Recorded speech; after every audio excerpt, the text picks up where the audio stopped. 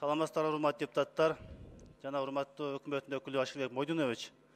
Мен 20 күн мурда ушул залдан бензин маселесин көтөрүп чыктым эле. Ал сөзүмдө фактылар менен айтып, дүң жана чекене баанын айырмасы 10 сом болуп атат деп айтып чыкканмын.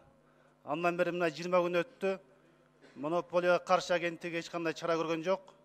Өкмөттө да бир 10 күн мурда вице-премьер-министр Аскаров Самирбектин мырзанын маселесин көтөрүп, бирок эмдигиче жыйынтык чыга элек. Ал эми азыркы багындай. Мына бүгүнкү ба Бишкек шаарынын четиндеги нефте базаларда АИ 92 маркасы 32 сом 80 тыйын жана 33 сомдон сатылып атат. Ал эми заправкаларда 40 сом 90 тыйын жана 40 сомдон сатылып атат. Ошондой эле дизель оптон баасы 39 сом, ал эми заправкаларда 45 сом, 44 сом 50 тыйын сатылып атат.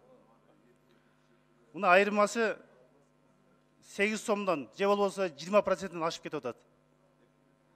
Мына 2-3 күн мурда нефте трейдерлердин жетекчиси Канат Эшатов Азаттык радиосуна интервью бериптир.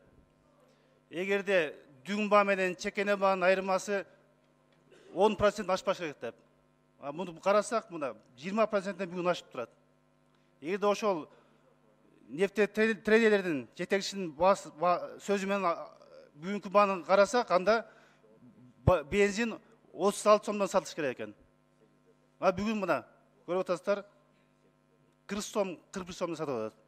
Ошондой эле Ошто дагы АИ 92 марканын баасы 34 сом, ал эми сатылышы 40 сом.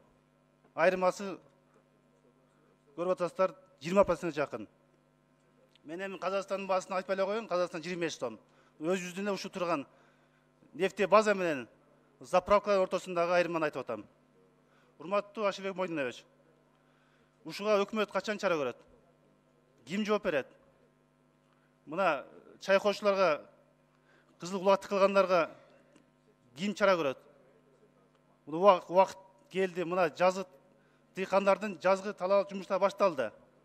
Алардын же биз продукциясын сатканга жардам бербесек, же бензин солярканын баасын түшүргөнгө жардам бербесек, буларга ким кам көрөт? Азыр дыйкандарыбыздын ар бир иши ушу күйүүчү майга байланыштуу. 1 сом түшсө дагы аларга пайда алып келет. Мына монополия каршы агенттиги атына зат жарышпай калыптыр. Булар монополия